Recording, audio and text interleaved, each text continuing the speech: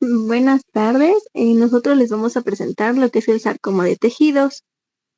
La siguiente, por favor. Bueno, como índice tenemos de que es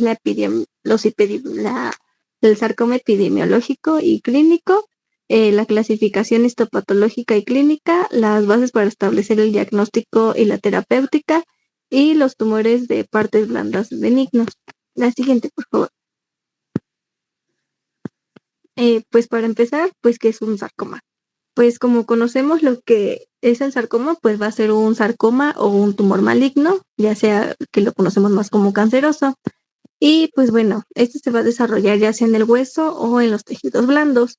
Pues estos tejidos blandos pues van a ser lo que es el músculo, tendones, cartílago, ligamentos, vasos sanguíneos y lo que son los nervios.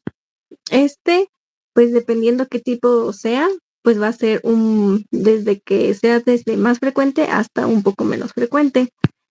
Aquí les puse dos tipos, que va a ser, pues, es sarcoma epidemiológico, que pues va a empezar con lo que son los tejidos conectivos, como lo que es el hueso, y de ahí se va a ir a los tejidos blandos, de lo que es el cuerpo. Pues su incidencia principal, donde se va a dar más, depende de la incidencia, la edad y los factores de riesgo, y de ahí pues la etiología que tenga cada uno. Y en los clínicos encontré que pues, es un tipo de cáncer un poco más amplio que van a aparecer en lo que es el tejido conectivo del cuerpo.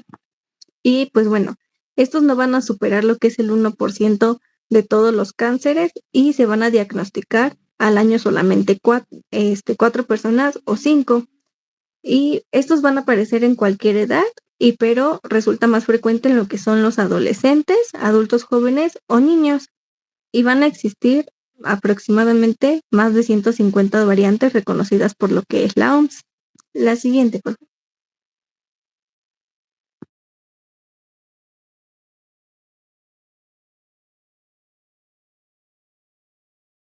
Bueno, para la clasificación de los sarcomas de tejidos blandos, es importante hacerlo en tres formas diferentes, que bueno, tenemos la clasificación histogenética, la clasificación según el grado histológico y la clasificación clínica.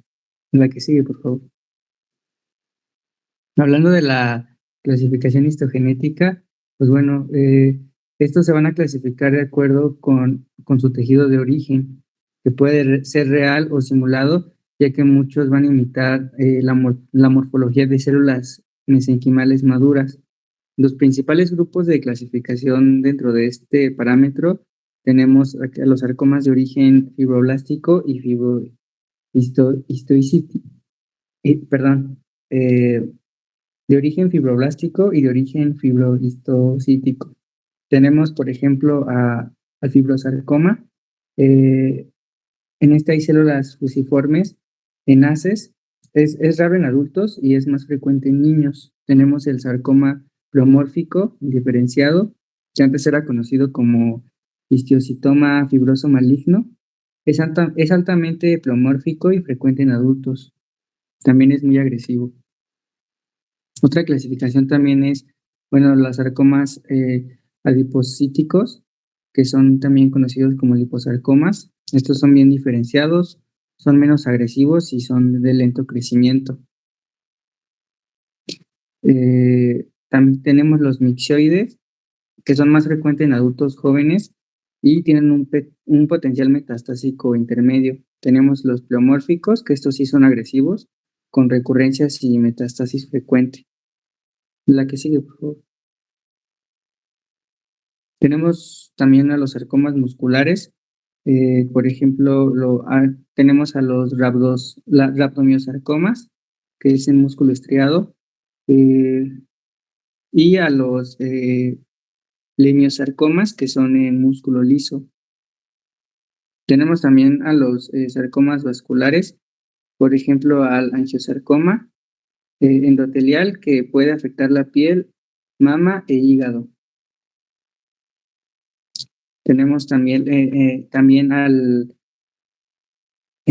hemangiopericitoma, que es un tumor fibroso solitario, también es conocido con ese nombre, que este es un tumor raro de origen mesenquimal que bueno, su principal característica va a ser una alta vascularización y puede aparecer en cualquier parte del cuerpo, aunque es más común en pleura y las meninges.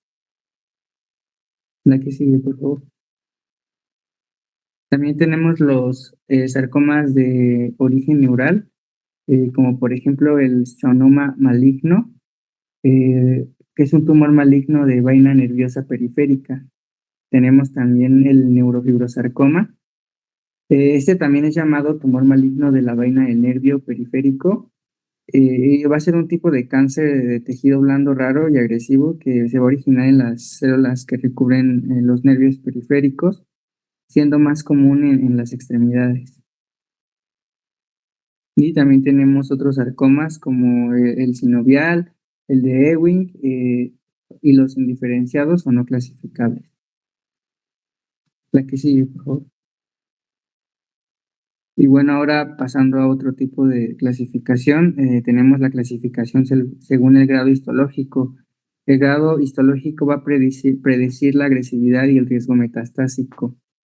El sistema más usado para pues clasificarlos es el sistema de la Federación Nacional de Centros de Lucha contra el Cáncer de Francia, el cual va a evaluar tres parámetros importantes, que son la diferenciación tumoral, el índice mitótico y la necrosis tumoral.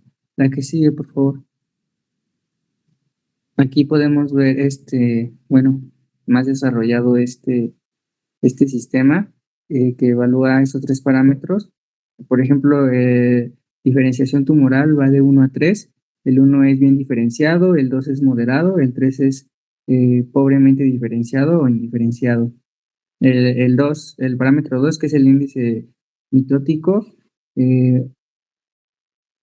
tiene, bueno, 1 de 0 a 9 de mitosis, el 2 de 10 a 19 y el 3 mayor o igual a 20.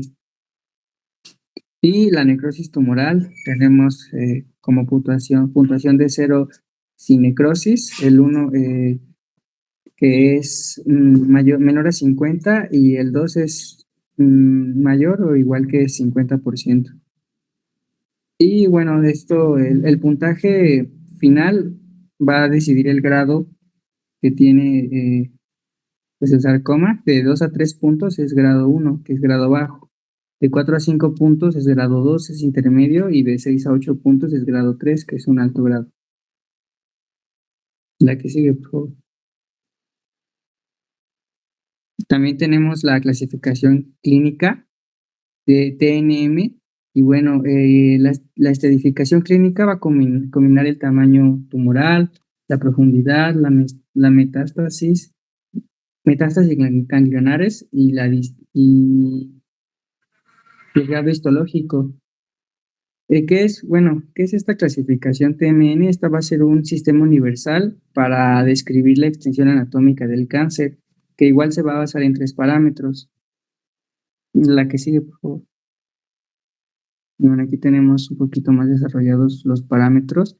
Bueno, tenemos la categoría T, que esta va a valorar el tamaño del tumor y su invasión local a estructuras vecinas, que se va a clasificar de T0 a T4. Bueno, esta estaba en la diapositiva anterior. Y tenemos la categoría N, que va a determinar si hay afectación ganglionar, que va de NX a N3. Tenemos la categoría M, que va a determinar si hay metástasis a distancia. M0 significa que no hay metástasis a distancia, y M1 pues indica que sí hay metástasis a distancia, como puede ser una metástasis a hígado, a hueso, a cerebro, igual dependiendo de la ubicación. Tenemos la categoría G, que es el grado histológico. En vamos a integrar lo que les platicé anteriormente, que es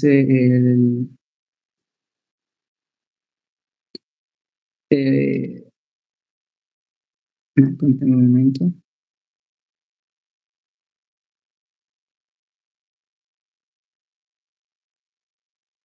que es el sistema que les platiqué anteriormente, el de la Federación Nacional de Centros de Lucha contra el Cáncer, para poder tener, para poder evaluar correctamente todos estos parámetros e integrarlos. Y también tenemos los estadios combinados. Bueno, eso es muchísimo más complejo, pero aquí les puse unos ejemplos simplificados, que por ejemplo el estadio 1 habla de un bajo grado de cualquier tamaño sin metástasis, y hablando del grado 4, habla de un cualquier grado o tamaño, pero con metástasis. Y bueno, un ejemplo aplicado a todos estos parámetros puede ser un paciente con cáncer de mama que tiene un tumor de 2,5 centímetros, o sea, T2, metástasis en dos ganglios axilares, o sea, N1, y sin metástasis a distancia, o sea, M0. La que sigue, por favor.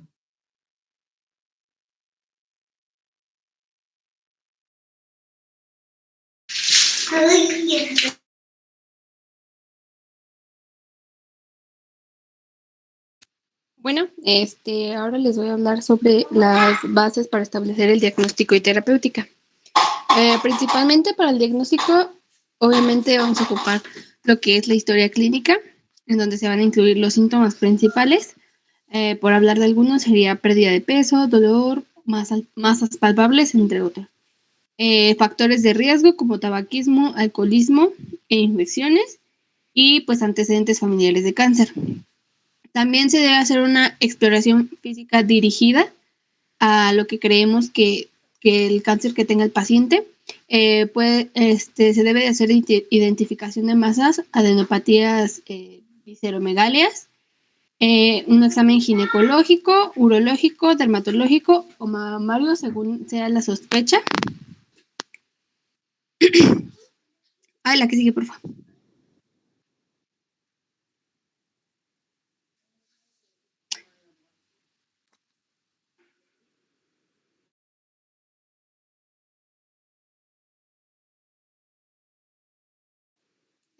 También se deben hacer pruebas complementarias en las que se deben incluir las pruebas de imagenología, que son pues radiografía, ecografía, y también marcadores tumorales. Estas obviamente no son, no es como un diagnóstico como tal, solo son de apoyo, y pues la biopsia, que ese sí es la principal para hacer el diagnóstico.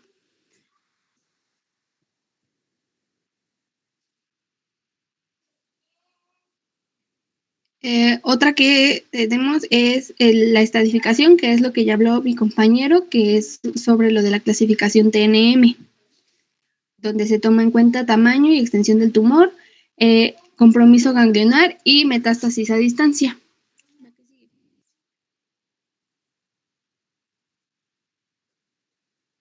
Bueno, el diagnóstico definitivo se debe establecer integrando todo: la historia clínica, las pruebas de imagen y la biopsia y lo de la estadificación.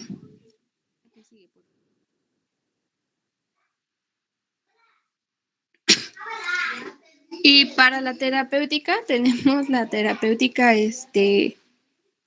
tanto de específica como de soporte. En la específica pues ya sería una cirugía, que sería pues la primera opción en tumores que sean localizados y resecables.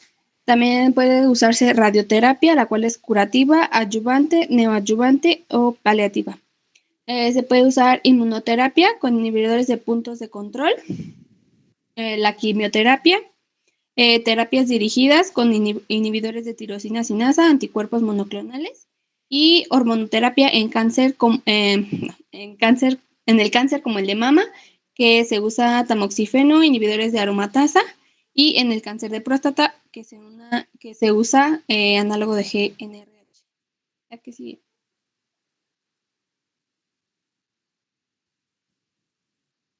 Y pues ya por último tenemos la terapéutica de soporte, que es básicamente pues hacer que el paciente tenga una pues calidad de vida y pueda vivir con eso, que sería pues controlar el dolor según la escala de analgesia de la OMS, teniendo en el escalón 1 el dolor leve o moderado. En este se recetan analgésicos no opioides como el paracetamol, ibuprofeno, AINES. En el escalón 2, que ya sería un dolor moderado intenso, que son opioides menores más analgésicos, más los del escalón 1, que sería tramadol, petidina, entre otros, y el escalón 3, que ya es el dolor muy, muy intenso, y en este ya se recetan opioides mayores, coanalgésicos y el escalón 1, que aquí incluye la morfina, la oxicodona y esos analgésicos más fuertes. También pues se debe de dar una nutrición oncológica específica al padecimiento que tiene el paciente y se deben de manejar los efectos secundarios. ¿Qué sigue?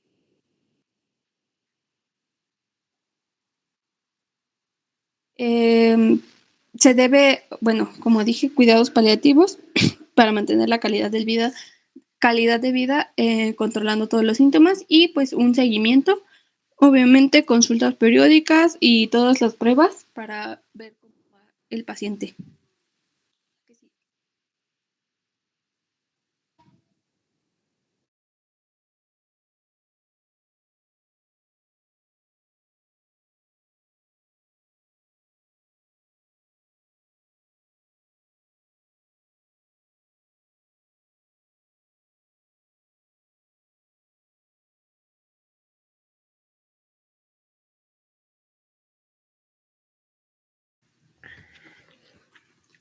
Hola chicos, buenas tardes.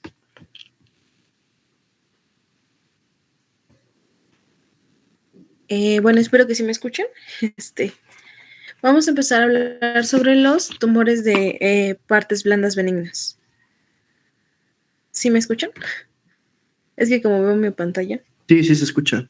Okay, ¿se escucha? Disculpen. Bueno, entonces, ya estuvimos viendo un poco qué van a hacer estos tumores en partes blandas, un grupo heterogéneo de neoplasias que nos van a estar afectando estos tejidos, incluyendo lo que son tendones, músculos, vasos sanguíneos, los nervios periféricos, el tejido adiposo, el tejido sinovial, el tejido fibroso, excluyendo un poquito el sistema retículo endotelial y la glía, y también algunos tejidos de sostén de órganos y las vísceras. Estuvimos viendo un poquito lo que eran los malignos y ahora vamos con los benignos. Recordando un poco qué diferencias hay entre ellos, en los benignos vamos a encontrar un crecimiento lento, van a estar bien definidos, van a estar encapsulados y homogéneos en su interior. No va a haber normalmente una reacción inflamatoria o una neovascularización de los tejidos circundantes. A diferencia de los malignos, que los malignos son irregulares, van más profundo, tienen contenido heterogéneo, pueden presentar alteraciones en los tejidos circundantes, como una reacción inflamatoria, como invasión de otro tejido sano.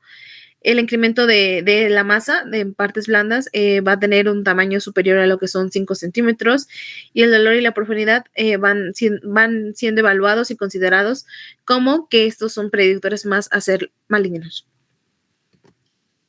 Como hace rato vimos un poquito de las clasificaciones y las clasificamos en lo que es origen histológico, vamos a tener estos ejemplos de los más a recalcar van a ser los lipomas y los fibromas, pero también vamos a mencionar un poquito de los demás.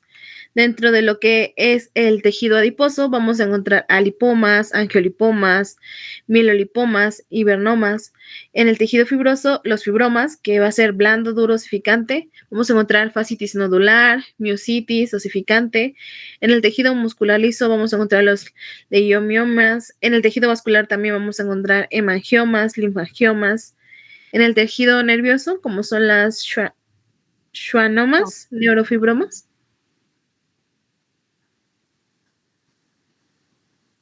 No la escuché, disculpe. No, nada. Adelante, doctor. Era schwannoma. Okay. Ajá. En el tejido sinovial vamos a encontrar tumores de células gigantes de la vaina tendinosa, quistes sinoviales.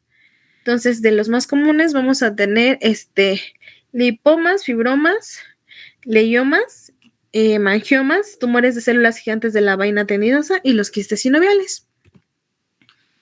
Yéndonos más a profundidad sobre ellos, vamos a encontrar que los lipomas son estos tumores benignos de tejido adiposo, van a estar compuestos por adipocitos blancos maduros y este es uno de los tumores mesenquimatosos más frecuentes. La epidemiología va a ser que su incidencia anual es aproximadamente de 300 por cada 100,000 habitantes. Estos están predominando en lo que es el sexo femenino y suelen aparecer después de los 20 años, siendo su presentación muy rara en la infancia y más frecuente en lo que son pacientes obesos. De las características, entre ellas vamos a tener su localización, que es subcutánea, un lipoma superficial, intramuscular, entre o dentro de las fibras de músculo esquelético o incluso superficies óseas, como es el lipoma parostal. Su presentación normalmente no tiene síntomas, van a ser masas blandas, móviles, no hay dolor, están simétricas, hay un crecimiento lento, es de forma regular y redondeada a ovoideo o discoide y tiene como una consistencia como si fuera pastosa o como de un quiste. Su superficie normalmente está lobulada. Algunas de las variantes van a ser la angiolipoma, el hibernoma, el lipoma pleomórfico y el lipoma arborescente. Para su diagnóstico vamos a encontrar desde un examen físico, porque se pueden evaluar en la superficie, va a haber una importancia en lo que es la palpación y también en lo que es la evaluación clínica para poder determinar cuáles son las características de esta masa. Ya si se llegara a necesitar alguna imagen, se llega a hacer ecografía, la cual va a ser útil para diferenciar entre quistes y tumores sólidos. Se va a visualizar una lesión de morfología ovoidea, esta va a estar bien definida, va a tener una estructura similar a lo que es la grasa, septos lineales hipercongénitos paralelos a la superficie cutánea en el interior de la lesión y va a estar avascular. Si nos vamos a estudios más avanzados o más como son la resonancia magnética o la tomografía computarizada, en la resonancia magnética vamos a poder en ella poder evaluar cuál es la extensión que ha tenido, cuáles son las características de este tumor. Las lesiones muestran una intensidad de señal similar a la grasa. En total, las secuencias del pulso, hiperintensidad de señal homogénea en secuencias T1 y T2 y caída de la intensidad de señal en frecuencias de supresión de grasa. En la tomografía computarizada va a ser útil en casos de que sean lipomas más profundos o en caso que ya sean intraóseos.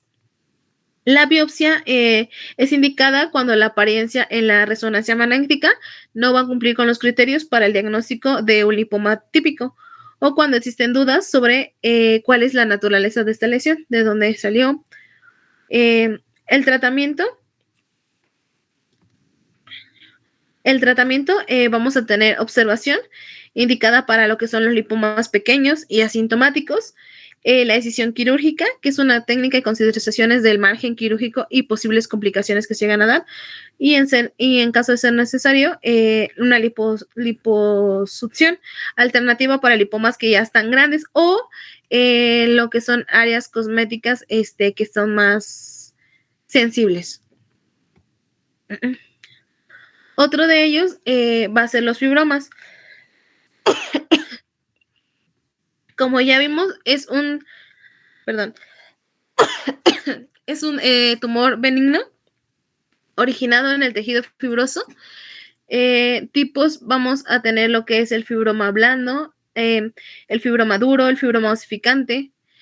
Una de sus características clínicas es que lo vamos a encontrar en lo que es piel, tejido subcutáneo y también en la cavidad oral. La presentación lo encontramos como un nódulo firme y bien delimitado. Y el diagnóstico lo podemos hacer desde el examen físico. Igual es importante la palpación y la evaluación de las lesiones que se encuentren. Lo podemos hacer por medio de biopsia. Indicaciones y tipos de biopsia puede ser excisional o incisional. Y también el tratamiento puede ser una decisión quirúrgica. Igual, técnicas y consideraciones tienen que ver que sea un cierre primario o en caso de necesitar algún injerto. Otros de los tumores benignos vamos a tener el leiomas, que es un tumor benigno de origen del tejido muscular liso. Lo vamos a encontrar en lo que es útero, piel y tejido subcutáneo. El diagnóstico y tratamiento, no encontré mucho de cómo era el diagnóstico y el tratamiento, pero también con biopsia. Es tratamiento quirúrgico, doctor, es resección de tumor. Ok, gracias. De los hemangiomas van a ser tumores benignos igual, pero estos son en los vasos sanguíneos. Los vamos a tener tanto de tipo capilar como cavernoso. Y otros de ellos van a ser lo que son los neuromas. Estos, a diferencia de los demás, estos se van hacia lo que es el tejido nervioso. El origen va a ser tejido nervioso. Un ejemplo de ellos, vamos a tener lo que es el neuroma de Morton. También vamos a tener lo que son los quistes sinoviales. Estos están localizados en lo que son las articulaciones. Normalmente los encontramos en muñeca o rodilla y el tratamiento es aspiración o cirugía en caso de ser necesario. Y los tumores de células gigantes, que van a estar en lo que es la vaina tendinosa, localización en manos y pies, y el tratamiento igual es en cirugía. Y sería todo. Ok, pues nada más de comentar que los sarcomas, pues sí hay que tenerles un poquito de cuidado, a pesar de que no son muy frecuentes, porque solamente de los cánceres ocupa solamente el 1%, como había dicho uno de sus compañeros. Generalmente son de evolución o crecimiento muy lento. Como son de evolución y crecimiento lento, como ocupan solamente el 1% de su frecuencia, pues también raramente van a causar la muerte este tipo de cáncer. Mencionaba la literatura que es de difícil diagnóstico, y estadísticamente por frecuencia mencionaba también que es más frecuente en hombres que en mujeres, y todo depende, porque ya por ejemplo en tumores benignos, hablando ya de lipomas es más frecuente en mujeres, habría que individualizar, ¿no? O fibromas frecuente en mujeres, lioma frecuente en mujer, quistes sinovial es más frecuente en hombre, tumor de células gigantes es en mujer, y así estaremos estadificando. Sarcoma de Kaposi, por ejemplo, es más frecuente en hombres. Habría que estadificar o individualizar cada tipo de tumor o sarcoma de estos, ¿no? La frecuencia, pues sí, exactamente es como decían sus compañeros, es más frecuente en niños, en jóvenes, aunque no se descarta porque no hay ninguna limitante para medicina. No se descarta también la presencia de sarcomas en pacientes adultos. Con mayor frecuencia, con el diagnóstico se hace en pacientes de mayores de 60 años aproximadamente.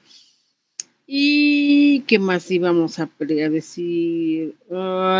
Pues hay, como decía la doctora al inicio, los tres primeros doctores que pasaron, pues mencionaban que hay de tejidos blandos y de óseo. Es más frecuente el de tejido blando. El tipo de sarcoma pues va a depender de la estructura donde se encuentre. Ya mencionaron los doctores también en qué partes se pueden encontrar. Aunque es más frecuente justamente el liposarcoma. Todos los sarcomas ocupan más o menos el 45% de frecuencia. Hay que tener, les decía, un poquito de cuidado porque pues, esto se puede confundir, como es de evolución y crecimiento muy lento, se puede confundir con tumoraciones aparente benignas, ¿no? Como el lipoma. Pero lo que siempre he dicho, hay que estar visualizando tamaño, elevación, superficie, vascularización propia. Siempre que encontremos folículo, vascularización propia, crecimiento rápido, elevación de superficie.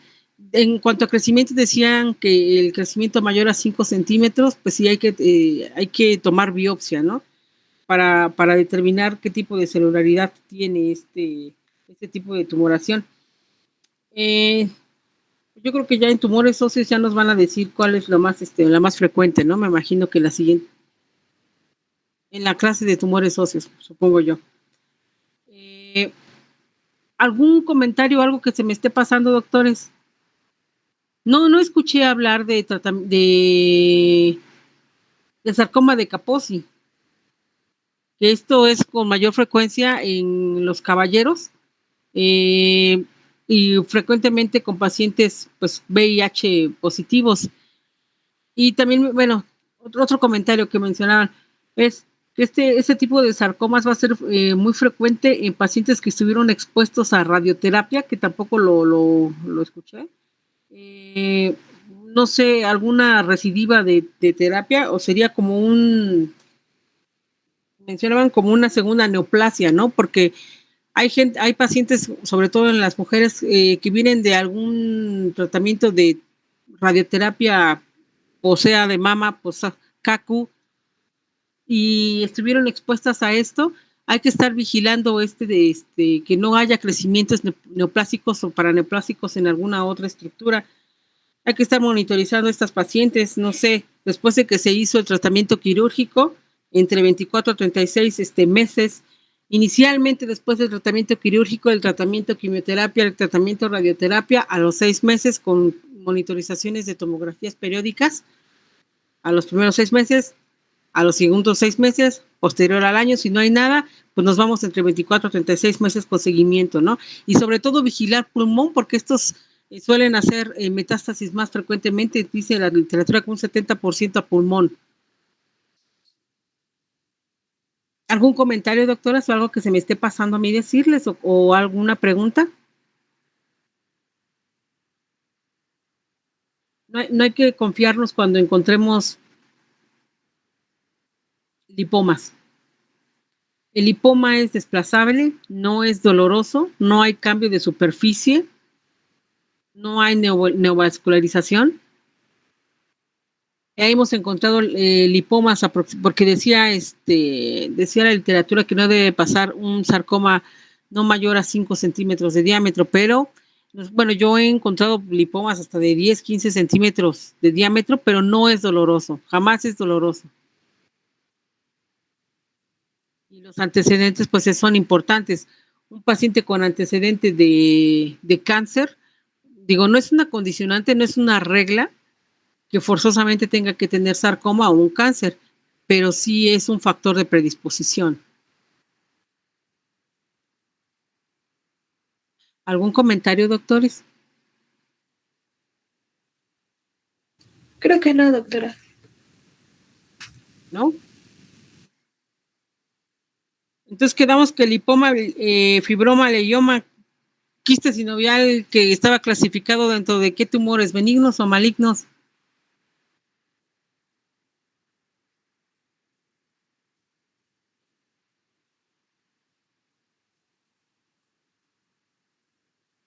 Doctores.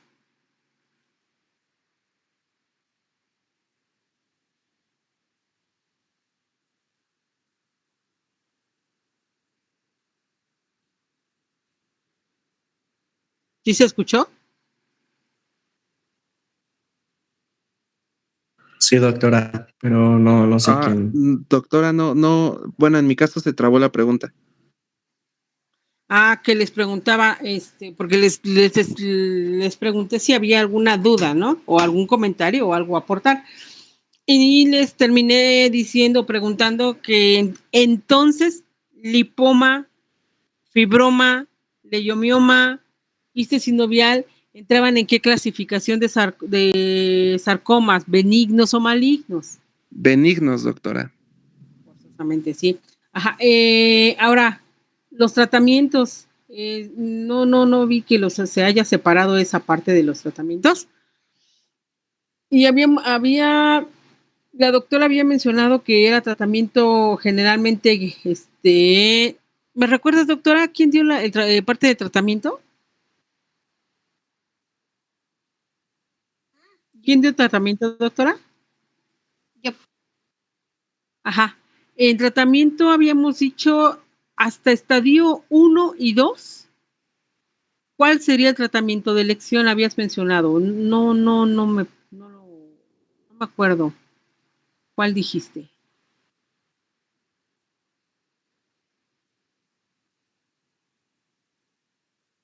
Doctora.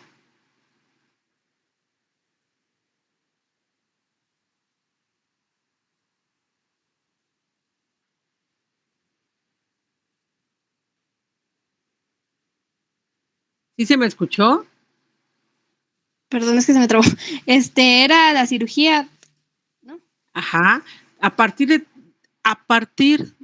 de estadio 3, ¿cuál sería el tratamiento de elección? Porque no vi ninguna diferencia, con todo respeto, no vi ninguna diferencia. Porque cuando estamos hablando de un sarcoma ya en etapa 3, estamos hablando que ya tiene o ya es dependiente de algún, de hecho todos son dependientes de órganos, pero ya hay probabilidad de metástasis o invasión a una estructura, a algún tejido. En esa cirugía no es tratamiento de primera elección, solo hasta tratamiento 1 y 2. Mediante tomografía y resonancia magnética hay que delimitar qué estructuras me está invadiendo este tipo de tumor, si hay o no invasión a tejidos adyacentes, tejido linfático, y vamos a empezar inicialmente con radioterapia. Ahí sí habría que estadificar.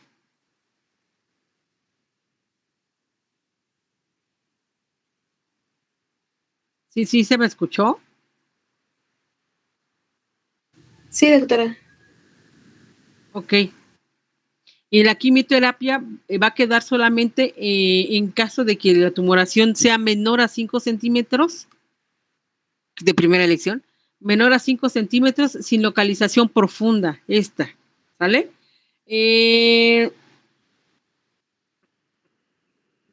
Mm, ¿Algún comentario, doctores?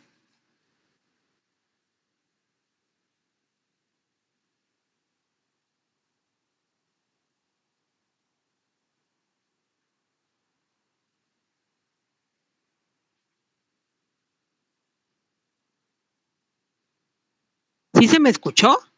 Sí. Creo que no, doctora. Todo bien. Ok. Bueno, la siguiente clase, ¿cuál era? ¿O cuál es?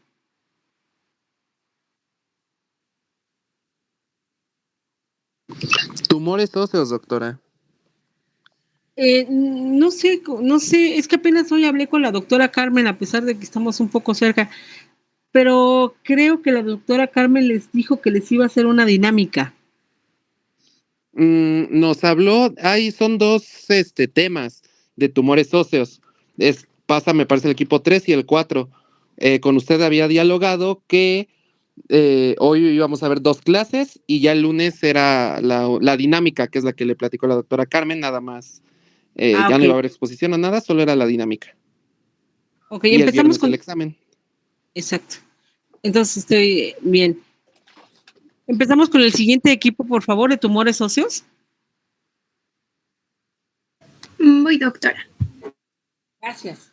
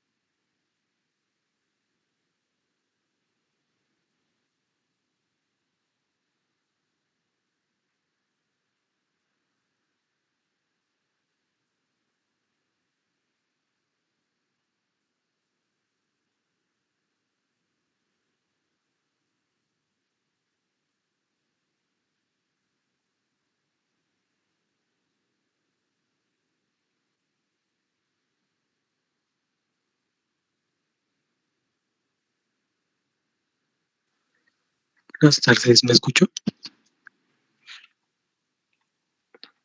Sí. Ok, muy bien. Buenas tardes, compañeros. Nosotros les vamos a hablar acerca de los tumores óseos. Mi equipo está conformado por García Zaragoza, Citlali Montserrat y Gil Alejandra. La que sigue, por favor. Muy bien. Empecemos hablando acerca de las generalidades de este tipo de neoplasias. Estas van a ser un grupo heterogéneo y se van a derivar como unas lesiones. Estas van a ser o van a derivarse de células mesenquimales multipotenciales del hueso, específicamente de tres tipos, que va a ser cartílago, médula ósea y tejidos blandos. Estas lesiones se van a clasificar en benignas y en malignas, de acuerdo a pues el compromiso que estas tengan de forma biológica, histológica, y también la capacidad de que estas mismas puedan llegar a ser metástasis. La que sigue, por favor. Muy bien. Empecemos describiendo qué es lo que hace en características generales una neoplasia específicamente ósea de forma benigna. Como recordamos, pues nuestras neoplasias benignas van a ser aquellas que van a tener ciertas características. Dentro de ellas va a ser un crecimiento lento y algo que les va a diferenciar de las neoplasias malignas van a ser que estas van a ser unas lesiones pues bastante bien circunscritas, bastante bien definidas y las podemos observar en la imagen de al lado. Podemos observar y podemos delimitar específicamente bien nuestra lesión y nuestra zona. Estas lesiones también van a caracterizarse porque no van a presentar una citología marcada, ni se va a presentar una destrucción cortical agresiva, como lo pudieran ser unas lesiones malignas. Y pues básicamente nuestro tratamiento aquí va a ser un manejo quirúrgico de forma conservadora y pues no va a tener ningún problema. En la imagen también podemos ver que dentro de nuestras lesiones óseas benignas las vamos a poder clasificar en tres, muy buenas, buenas y no tan buenas. Aquí se usa la clasificación TNM, es G el grado, T es el N, se cambió nada más, pero es N y la M es la metástasis. Si podemos observar nuestro último grado, que es el no tan bueno, vamos a poder encontrar una metástasis de 0 a 1. Esto es ya pues bastante grave, por así decirlo, en nuestras lesiones óseas benignas. Igual si podemos observar las imágenes, una neoplasia benigna ósea muy buena, va a ser como un bultito, en este caso se encuentra en el brazo, específicamente creo que es cúbito, cúbito creo. Es un bultito literalmente demasiado chiquito que puede inclusive llegar a percibirse como un chipote. Sin embargo, pues se hizo la radiología y se puede observar que sí, efectivamente es una neoplasia. Después, nuestra segunda imagen es una neoplasia en la mano. Me parece que es el primer falange. Y se puede observar y se puede ver la lesión tiene como esta característica que está bien definida y que a simple vista solo podemos observar y podemos delimitarla, que es en una sola falange. Y bueno, en nuestra última imagen, que es la no tan buena, podemos observar una neoplasia de forma distal, casi en la muñeca.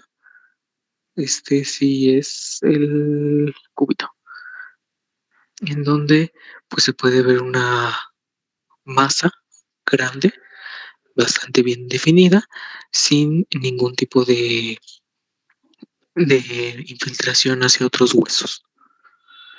La que sigue, por favor.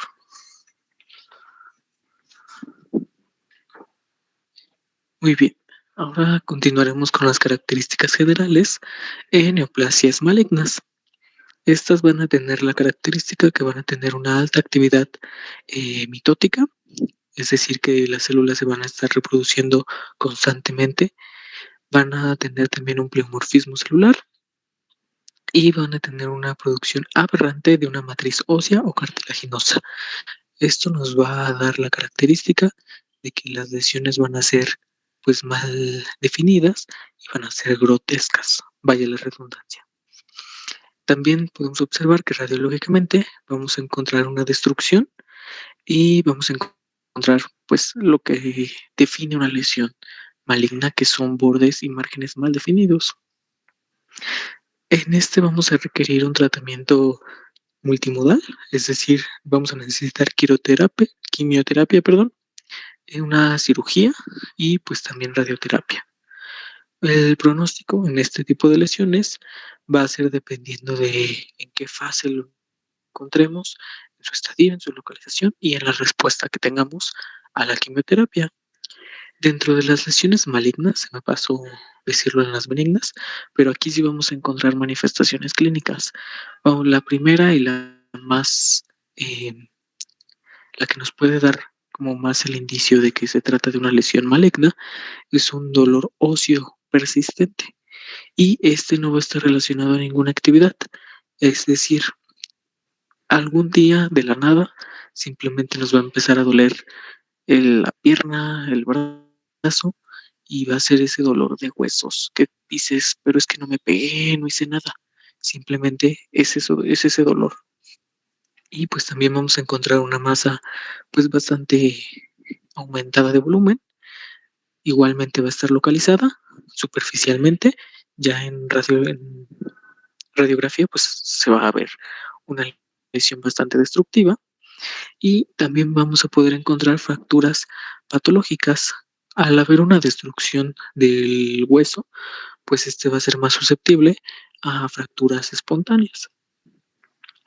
Y pues también podemos encontrar síntomas sistémicos como lo puede ser fiebre, pérdida de peso y algún tipo de neoplasias malignas en algún otro órgano adyacente, ya que este tipo de cánceres es bastante fácil que se haga una metástasis.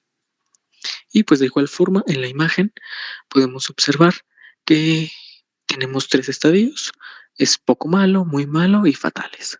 Igual los vamos a dividir y las vamos a clasificar con un TNM y pues las fatales básicamente ya están en metástasis. Y si observamos las imágenes radiológicas, encontramos ya que este tipo de lesiones, como lo dice la clínica, tienen bordes mal definidos y se puede encontrar incluso destrucción ósea. No se ven bien qué tipo de hueso es, ni se puede llegar a percibir bien la estructura. Es básicamente la definición y lo que nos va a dar como la pauta de que esta es una neoplasia maligna. La que sigue, por favor. Muy bien, ahora entrando en temas de epidemiología, vamos a encontrar que estas van a ser pues poco frecuentes, sí, van a representar pues al menos el 1% de todas las neoplasias que podemos llegar a encontrar en humanos. Y pues la OMS nos va a dar una clasificación, la cual se va a dividir en 3 grupos. Estos se van a separar en base a su nivel de riesgo y pues dentro de esa misma clasificación se la vamos a subdividir en su origen, ¿no? Podemos encontrar neoplasias de origen óseo, que pueden ser como un osteoma, un osteosarcoma, y también las podemos encontrar de origen cartilaginoso, como un condroma, un condrosarcoma, y también las podemos encontrar de un origen fibroso, ya sea un fibroma nosificante o un fibrosarcoma. Aquí en la imagen se puede ver mejor en cómo la OMS lo divide en 3 estadios: benignos, intermedios y malignos. Los intermedios regularmente son neoplasias benignas con un 50 o 60% de que puedan evolucionar a una neoplasia maligna o que puedan llegar a ser metástasis. Dentro de los benignos, pues encontramos los más comunes, podría decir entre comillas, los cuales son el osteocondroma y el encondroma. También, pues los más eh, raros podría ser el exocitosis subquinial y una proliferación de unos osteocondromatosa parostal bizarra, ¿no? Dentro de los intermedios, el más común que podemos llegar a encontrar es un tumor cartilaginoso atípico, y dentro de los malignos, los más comunes que podemos llegar a encontrar van a ser los condrosarcomas, ya sea del grado 2 en adelante, y el condroma de células claras, condrosarcoma de células claras, perdón. La que sigue, por favor. Muy bien, ahora entrando ya definiendo tipos de neoplasias, vamos a empezar con una neoplasia benigna, la cual es el encondroma. Esta va a ser una de las más frecuentes que vamos a llegar a encontrar. Esta va a ser pues de origen cartilaginoso y se va a desarrollar dentro de la cavidad medular del hueso. Si pueden observar en la imagen, se ve una bolita, es una pierna, es el fémur, y en la cabeza distal, me parece, casi llegando a rodilla, se puede ver como una masita blanca, como una bolita, la cual, si ven detenidamente, pareciera que está formada de adentro hacia afuera, ¿no? Básicamente por lo mismo de que se va a formar dentro de la cavidad medular del hueso. Este tipo de neoplasia se va a caracterizar por una producción de un cartílago hialino o blanquizco maduro, y pues va a tener un comportamiento biológico indolente, no va a doler, simplemente se va a presentar como una bolita, como un cuerpo extraño. Sí puede presentar algunas complicaciones, puede llegar a presentar fracturas patológicas y bueno, va a deberse dependiendo en qué tipo de hueso o en qué tipo de estructura se presente. En este caso, pues recordemos que el fémur es un hueso estructural y es uno de los más importantes para ayudarnos a mantenernos de pie, por lo cual pues sí va a cargar bastante peso. Al haber ahí una neoplasia, aunque sea benigna, puede llegar a presentar fracturas patológicas. Y pues este tipo de neoplasia tiene un mínimo porcentaje de evolucionar hacia un condrosarcoma. Es Una bastante pregunta, bueno. Dígame. Perdón que te interrumpa, doctor. Este tipo de tumor el econdroma, estadísticamente, ¿dónde lo encontraste? Epidemiológicamente, ¿dónde es frecuente? Porque te escuché decir que es de fémur. Sí, Y de bueno, fémur, sarcoma o sarcoma. Ajá, o dime. Ajá. Pues es que estuve leyendo y encontré las tablitas de la OMS. En base a las tablas de la OMS, viene que estos son comunes en extremidades. Ajá, en extremidades superiores. Generalmente en manos. Y sí te puede dar fracturas patológicas. Y de hecho puedes tener solamente, pues no hay necesidad de tener ningún precedente o antecedente de ningún traumatismo. Puede haber fractura patológica de inicio súbito, y es bueno, ¿qué más de esta? Dice que tiene una imagen característica, a nivel de interfalángica, dice que asemeja la imagen de unas palomitas, la semilla de la palomita de maíz. No sé si la has visto en región interfalángica o en la misma, en cualquiera de las falanges. Asemeja esa imagen radiológica.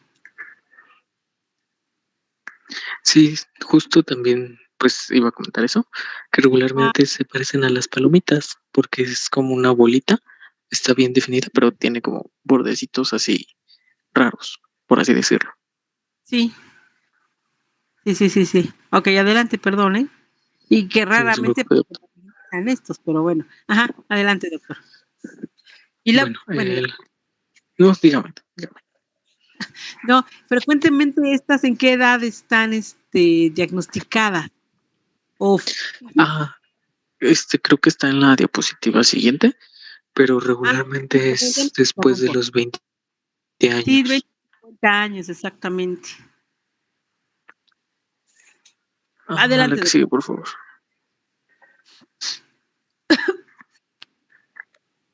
Bueno, siguiendo con el encondroma, pues les va a ser originado de los condrocitos y condrobalastos de la médula ósea. El mecanismo de crecimiento de este tipo de neoplasias va a ser bastante lento y va a ser expansivo. Sí se va a extender a lo largo del hueso. Una característica clave de este tipo de neoplasias es que va a ser no infiltrativo, como lo vimos en neoplasias benignas, y es repetirlo una y otra vez, es que este tipo de neoplasias va a respetar pues los límites, y en este caso va a respetar el límite cortical hasta pues que esté en etapas bastante avanzadas y que no se haya detectado y siga creciendo básicamente. Este tipo de neoplasia va a tener su origen en una mutación de los genes IDH1 e IDH2. Este tipo de genes va a generar metabolitos oncometabólicos con la enzima 2-hidroxiglutarato. Esta misma enzima pues va a interferir en la regulación epigenética y al interferir en esta regulación pues va a aumentar la proliferación condrogénica, lo cual pues nos va a generar este tipo de neoplasias y este crecimiento acelerado de las mismas células. La que sigue, por favor. Aquí está. Justamente la epidemiología de este tipo de neoplasias es que va a ser cartilaginosa, va a representar aproximadamente del 10 al 25%, hablando específicamente de todos los tumores óseos benignos. Va a ser común en adolescentes y adultos jóvenes, como lo decía la doctora. A partir de los 20 años va a ser posible encontrarlo y se va a encontrar principalmente en huesos tubulares de manos y pies, alrededor del 50 al 60%. También lo podemos encontrar en el húmero, en el fémur distal y en tibia proximal. También lo podemos encontrar, y va a ser de manera rara, casi un milagro, en pelvis, costillas y cráneo. Pero es casi nula esa posibilidad de poder encontrarlo. Cuando tenemos un encondroma solitario, es decir, que va a ser una lesión única, como se puede ver aquí en las imágenes de la derecha. Y cuando tenemos una econdromatosis múltiple, se le va a llamar o se le va a conocer como la enfermedad de Ollier. Va a ser literal palomitas de maíz, como decía la doctora, bastantes puntitos, bastantes, como si fuera picado, tal vez, como esas imágenes que luego salen de tripofobia, más o menos se va a ver así. Y pues literal van a ser bastantes encondromas asimétricos. También vamos a poder encontrar el síndrome de Maffucci, que es una econdromatosis más hemangiomas de partes blandas. Esta sí es importante porque esta enfermedad nos va a dar un precedente de que tiene un riesgo alto de transformarse en maligna y hacer una metástasis de forma rápida. La que sigue, por favor. Las manifestaciones clínicas del encondroma va a ser literalmente un dolor leve o intermitente, no relacionado con ninguna actividad. Como decíamos, de repente tengo un dolor de huesos en las manos, en el pie, y no me pegué, no hice nada, solo fue un dolor. Vamos a encontrar también una deformidad ósea, pues bastante visible, dependiendo el grado y dependiendo el tipo de neoplasia. Como lo podemos ver en las imágenes de abajo, tenemos un encondroma en falanges distales, creo que es en la segunda falange. Se puede ver la deformidad y pues se ve bastante el bulto y la bolita. Vamos a encontrar fracturas patológicas. Esta va a ser nuestra primera manifestación cuando esté en huesos largos. También vamos a encontrar un crecimiento progresivo de la lesión, esto solamente en adultos. Si de repente llega bastante o llega a crecer bastante rápido, sí se tiene que sospechar de una transformación a una neoplasia maligna. Y pues nuestro diagnóstico va a ser bastante rápido. Vamos a tener la imagenología, una radiografía simple, una resonancia magnética o una tomografía computarizada. También podemos avalarnos a través de otros métodos de diagnóstico, como la histopatología, con unos nódulos de cartílago hialino. Y pues estos van a tener la característica que van a tener condrocitos pues bastante bien diferenciados. Y como punto final, nuestro diagnóstico diferencial de este tipo de lesiones tiene que ser el condrosarcoma de bajo grado, o que es una lesión pues más importante, por así decirlo, porque tiene mayor riesgo de malignidad, y una displasia fibrosa o inclusive un quiste óseo simple. La que sigue, por favor. Muy bien. Para el tratamiento de este tipo de lesiones, cuando tenemos lesiones asintomáticas que no representan un grado, ningún tipo de obstrucción al movimiento, ni nada, ningún compromiso, pues simplemente nuestro tratamiento va a ser una observación y un seguimiento radiográfico periódico, con el fin de que pues podamos ver que esta neoplasia no siga creciendo y pues no cause ninguna molestia al paciente. Cuando ya tenemos lesiones sintomáticas y tenemos ya fracturas patológicas, necesitamos un curetaje para las lesiones y necesitamos un relleno con injerto óseo. Es lo que se ve ahí en las lesiones, que literal pues quitaron la neoplasia y le injertaron un huesito, por así decirlo. Cuando tenemos encondromatosis y síndrome de Maffucci, básicamente nuestro tratamiento tiene que ser una vigilancia estrecha por un riesgo de transformación a una neoplasia maligna, como lo puede ser el condrosarcoma. Regularmente, pues el pronóstico va a ser excelente, la recurrencia es menor del 5%, después de, obviamente, la curación y la cirugía, y la transformación maligna es muchísimo más rara, es menor del 1% en condrosarcomas solitarios. Tenemos un mayor riesgo de malignización cuando tenemos el síndrome de Maffucci. ¿Okay? Aquí sí tenemos que tener un signo de sospecha hacia una transformación maligna y tenemos que verificar que no tenga un dolor progresivo y que el tamaño o el incremento de tamaño después de la curación no siga aumentando.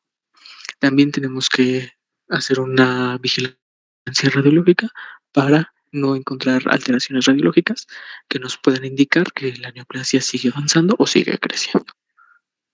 La que sigue, por favor.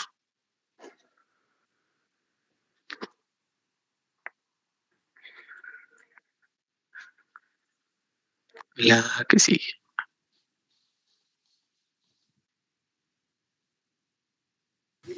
Ahora vamos a hablar de los osteocondromas.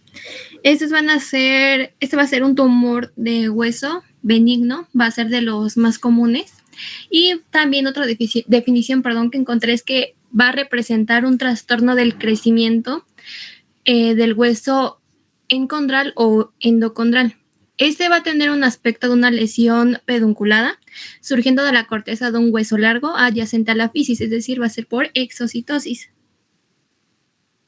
como se ve en esta imagen. Aquí en esta tabla tenemos la clasificación de los tumores de los huesos benignos y malignos de acuerdo con la célula de origen. Aquí está benignos, malignos y el tipo. Aquí tenemos al osteocondroma que está en los benignos y que pertenece a los condrogénicos.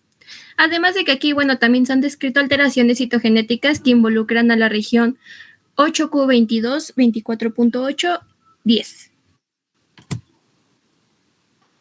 Los osteocondromas van a ser en el 90% simples o solitarios, es decir, solamente va a haber uno, pero en el 10% de los casos se pueden producir osteocondromas múltiples, o también llamado osteocondromatosis, es decir, van a haber muchos, como se ven en esta imagen que están en los dos brazos, igual en estas imágenes que están en las dos rodillas.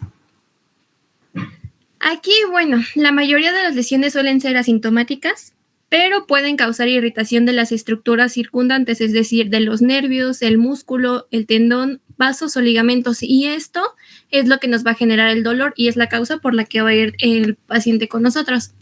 Además de que nosotros, si lo exploramos, nos vamos a dar cuenta de que va a ser una masa palpable y fija en el hueso, en el caso que sea solitaria. Aquí bien, bueno, si la lesión es muy grande, puede dar lugar a alguna alteración del crecimiento o sufrir alguna fractura. En el caso de alguna alteración del crecimiento, puede ser del arqueamiento del cúbito. Además de que aquí la transformación maligna sí es posible y puede ocurrir entre el 10 a 25% de los casos. No es tan común, pero pues sí puede pasar. Se desconoce la incidencia exacta y puede transformarse a condrosarcoma u osteosarcoma. Además, también hay que recordar que aparece con mayor frecuencia en los niños y en los adolescentes, debido a que este tumor pues se genera en la fisis, es decir, pues antes de que cierre la fisis no se va a encontrar en los adultos. Bien, aquí, bueno, pues el diagnóstico va a ser radiográfico. Vamos a observar la afección de la metafisis de los huesos largos, como se ve aquí en esta imagen. La superficie cortical y la cavidad medular de la lesión van a estar continuas con el hueso subyacente. Pueden ser pequeñas o grandes, ya quedamos que si eran grandes, pues pueden causar alguna deformidad o fractura. Y también van a variar dependiendo del estadio y el crecimiento en el que estén. Histológicamente, bueno, encontré que se va a observar un capuchón de cartílago que va a ser menor de 2 centímetros de espesor y que además va a madurar dentro del hueso trabecular. Va a tener igual continuidad de la cortical y del hueso subyacente. El diagnóstico diferencial es importante, va a ser clínico, radiográfico y bueno, también encontrando otra bibliografía que agregaban histológico. Los diagnósticos para diferenciarlo va a ser miositis osificante, osteosarcoma periostal, condrosarcoma, condroma periostal y condrosarcoma secundario. El tratamiento, pues la verdad va a depender de la sintomatología, porque la verdad, pues los pacientes no refieren dolor, al menos que pues ya haya algún proceso neurovascular. Vamos a tenerlos en vigilancia, si es en niños o adolescentes en la etapa del proceso de crecimiento. Y también vamos a tener la escisión, es decir, pues retirar el tumor, solamente si es doloroso y si hay algún compromiso neurovascular, en el cual tenemos aquí esta tabla de las 5 P's del examen neurovascular que debemos de aplicárselas al paciente. Tenemos dolor, pulso, palidez, parestesia y parálisis. Aquí también un dato a considerar es que el dolor y el rápido crecimiento después de la madurez esquelética van a ser signos de alerta de la transformación maligna. Y bueno, creo que eso es todo de osteocondroma.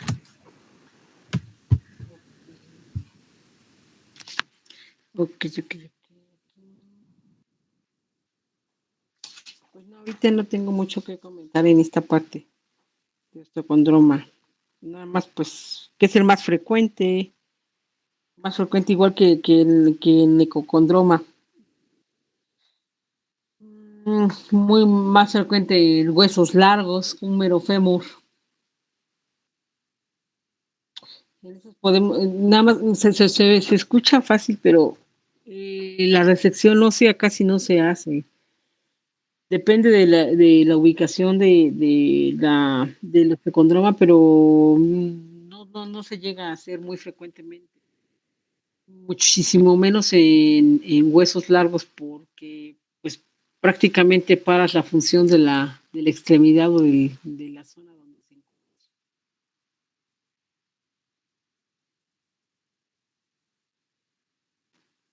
Ok, adelante, doctora. Bueno, pues siguiendo con los tumores, pues tenemos a la displasia fibrosa, que esta también es una patología benigna. Venía en el temario, pero pues yo encontré que esta es poco frecuente. Va a afectar a los huesos y se va a caracterizar por el reemplazo gradual de tejido óseo por fibroso. Lo que pues nos va a generar alteraciones óseas, estéticas y también funcionales. Y pues bueno, esta puede afectar a un solo hueso, a la cual vamos a llamar monostótica, o puede afectar a varios, que va a ser la forma poliostótica. La que sigue, por favor.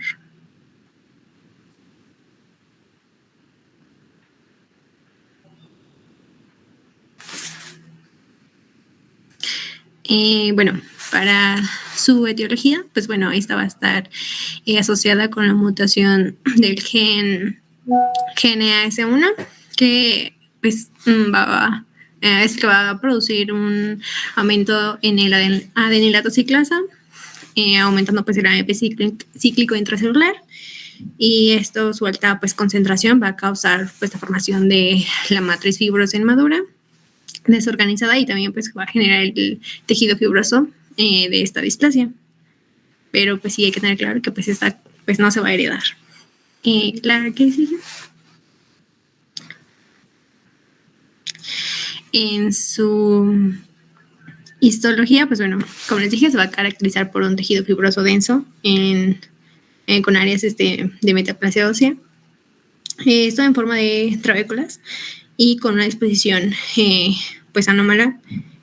Y pues bueno, estas trabéculas van a presentar algunas pues alteraciones estructurales, ya que por ejemplo pueden ser como en letras chinas o sopa de letras, que es la imagen superior derecha, la primera imagen, que pues gracias a las fibras de colágeno del estroma se van a continuar, y pues justamente eso va a ser lo que junto con las trabéculas pues den pues la característica.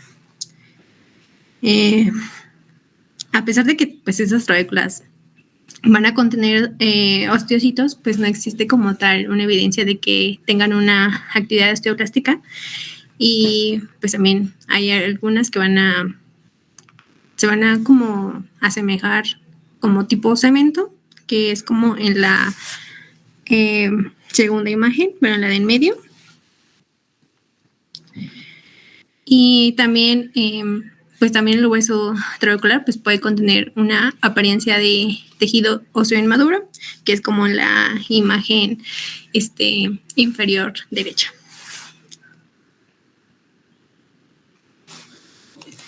La que sigue, por favor.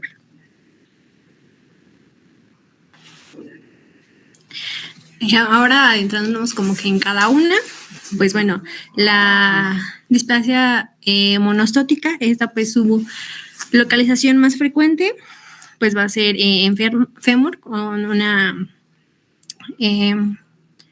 predilección en el cuello femoral, también en la tibia y en las costillas, que bueno, si lo ven ahí en la imagen, están con un circulito rosita, que son las más frecuentes, aunque también pueden estar en otras partes, que es como en las partes grisecitas que están marcadas. De hecho, también van a encontrar que la más frecuente era en las costillas, y también puede estar en la base del cráneo, y pues su localización más que nada va a ser central en el hueso. En niños habitualmente pues va a respetar la epífisis, y en los adultos pues el extremo articular. Y pues esta suele ser una lesión asintomática. Su diagnóstico va a ser por radiografía, y esto más que nada es como que espontáneo, porque pues por lo regular se suele identificar por radiografías que son como que por otro motivo. Y bueno, en raras ocasiones pues también se puede acompañar como de dolor intermitente o pues una deformidad. Su complicación más común pues va a ser la fractura patológica, y pues bueno, también esto puede ser como que la presentación inicial en lesiones como que localizadas. En la edad en la que se va a presentar regularmente va a ser de los 10 a 50 años, y pues pues su prevalencia, bueno, entre hombres y mujeres pues va a ser como que similar. La siguiente, por favor.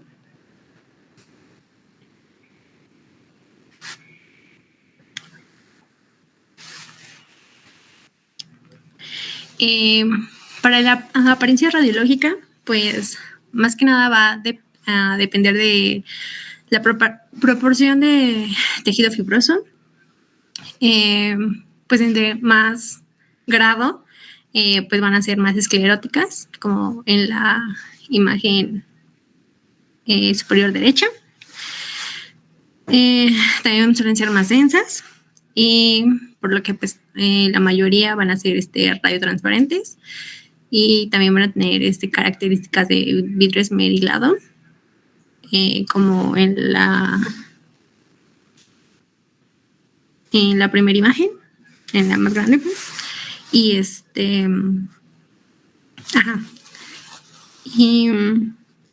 bueno, también cuando suelen ser como un foco, bueno,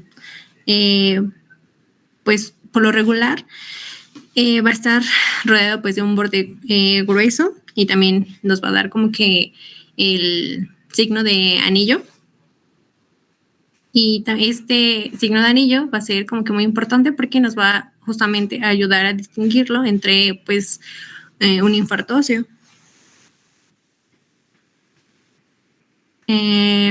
También pues bueno, cuando esas lesiones llegan a aumentar de tamaño, por lo general pues bueno, obviamente van a aumentar hacia la cavidad medular, pero aquí pues la cortical se puede ver como que delgada o modificada, pero pues raramente se va como que involucrar directamente.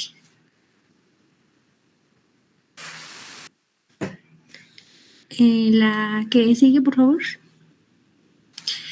Ahora pasando con la displasia poliostática, pues bueno, esta se va a presentar más que nada en las primeras 3 décadas de la vida. Igual, pues radiológicamente va a ser como similar. Estas pues, lesiones van a distribuir en distintos lugares, pero como tal van a mostrar una distribución en un solo lado, y a menudo van a afectar la pelvis. Va a ser seguida por los huesos largos, el cráneo y las costillas. Aquí pues como que el lugar más común que se afecta va a ser el extremo proximal femoral. Y por lo regular eso sí van a progresar tanto en número y tamaño hasta alcanzar la maduración esquelética, para que pues posteriormente se transformen en lo que son lesiones quiescentes.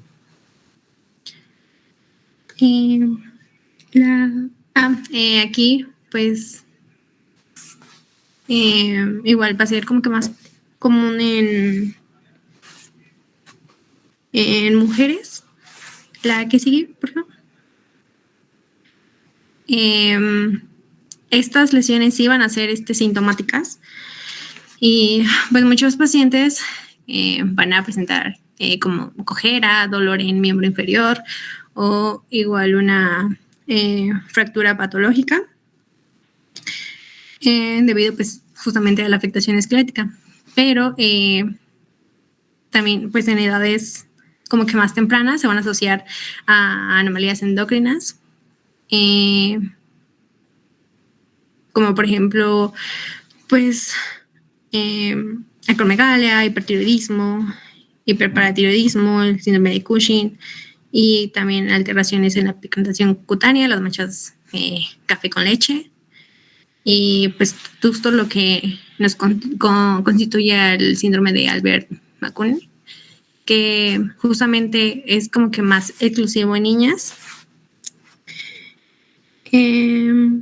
Y bueno, como complicación más común de esta es la fractura patológica, que pues va a ocurrir en el cuello femoral, y que nos va a conducir pues a una deformidad en callado de pastor, como ahí se ve en el circulito. La que sigue, por favor.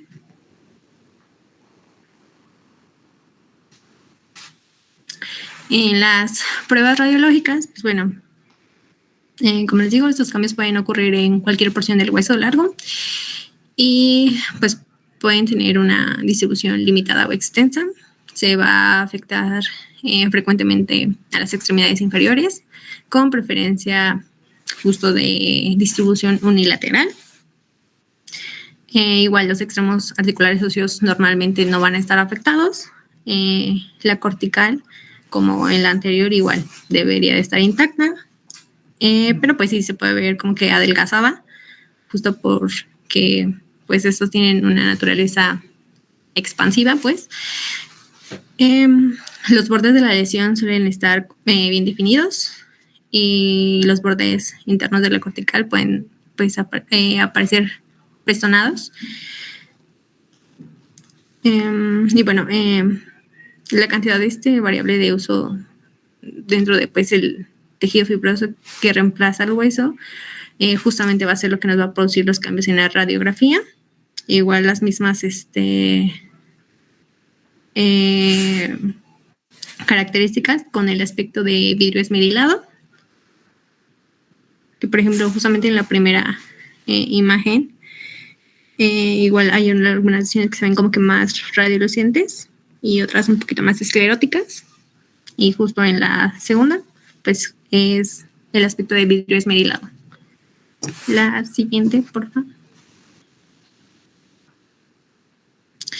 Dentro del diagnóstico diferencial, bueno, tenemos que puede ser radiológico o anatomopatológico de la displasia fibrosa poliestótica, pues bueno, de radiológico con hemangiomatosis, neurofibromatosis y encondromatosis. Anatomopatológico, pues más que nada con la fibromatosis osificante, no osificante. Y en displasia fibrosa monosótica, pues radiológicamente, pues sí, van a ser con bastantes, como en el condroma, quiste óseo, condroma, quiste óseo simple, osteocondroma central, fibroma no osificante, osteodisplasia fibrosa, infarto óseo. Y en anatomopatológico, pues más que nada con displasia osteofibrosa, fibroma no osificante, fibroma desmoplásico y osteocondroma central de bajo grado. La siguiente, por favor. Del tratamiento, pues bueno, encontré que como tal, pues no hay una cura, pero pues sí, el tratamiento debe ser individualizado y va a depender más que nada de diferentes factores, como puede ser pues la edad, el daño funcional y cosmético, y por lo general se hace cirugía, ya que pues como tal la radioterapia no se recomienda porque pues está como que asociado a mayor riesgo a que ésta se transforme a maligna. ¿Iba a decir algo?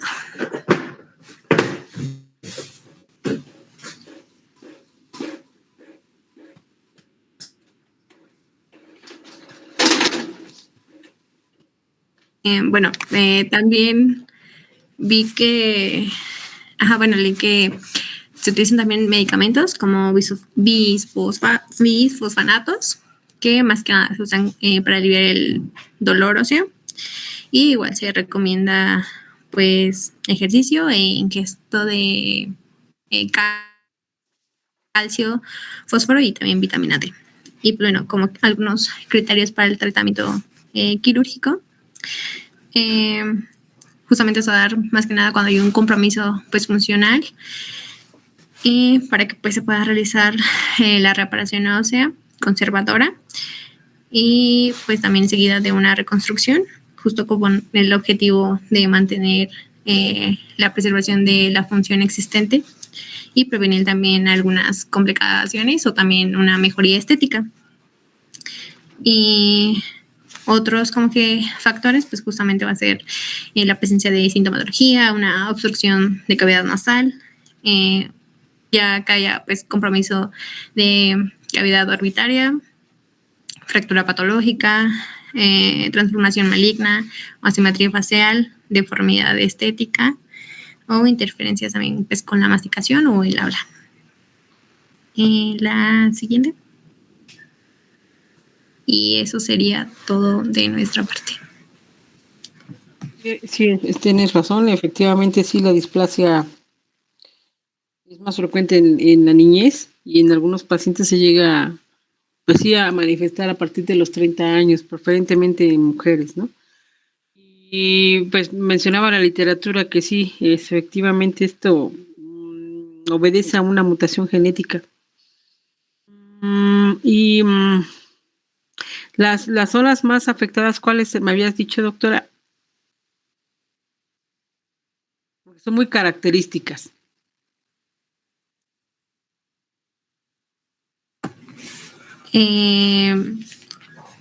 ¿De cuál? ¿De ambas? Bueno, vi que justamente unas eran costillas, pues cráneo, el Cráneo, brazo. pero base de cráneo, también. Ajá.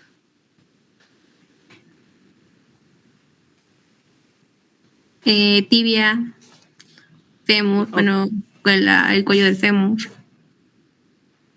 La región de tibia, el cuello del fémur, exactamente. ¿Qué más?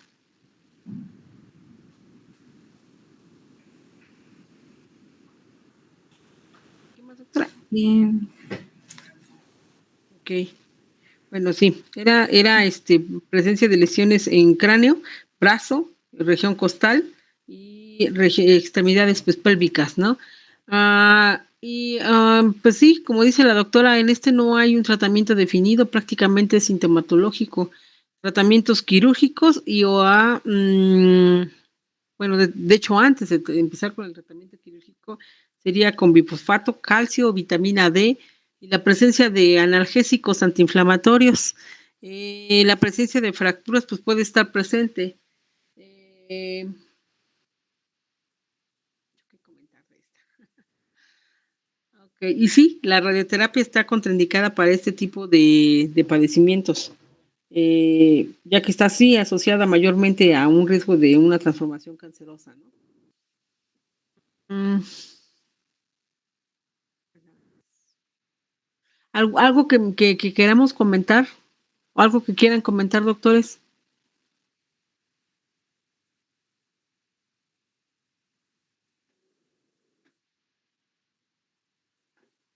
¿Algún comentario?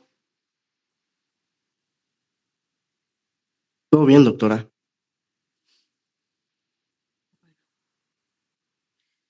Pues nada más.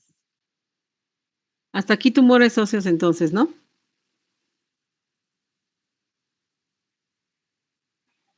Sí, doctora. Ok, pues si no hay nada más que comentar, nos vemos en la siguiente clase, doctores. Mucha suerte en el examen. Nos vamos a estar viendo porque lo voy a aplicar esta vez, creo que yo. ¿Sale? Sí, Doctora, disculpe, ¿sabe cuál es la dinámica o cómo va a ser la dinámica, doctora? ¿O quién lo va a coordinar, usted o la doctora Carmen? La doctora Carmen. Ah, ok, perfecto. Sí. Muchas gracias. No, una disculpa por no decirles, pero no sé qué sorpresa les tenga. Un 10. Imagínense un Chabelo. Ok.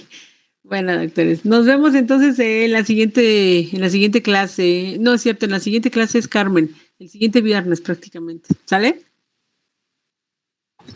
Sí, doctora, muchas gracias. Un equipo me dijo que quería ir a rotar, doctora, entonces el día lunes. Pueden mandarme se pueden poner en contacto conmigo vía WhatsApp, Por supuesto. por favor. Sí, doctora. Sin problema. Perfecto, muchas gracias. Sí, hasta luego, doctores, que estén Hasta bien. luego. Pasen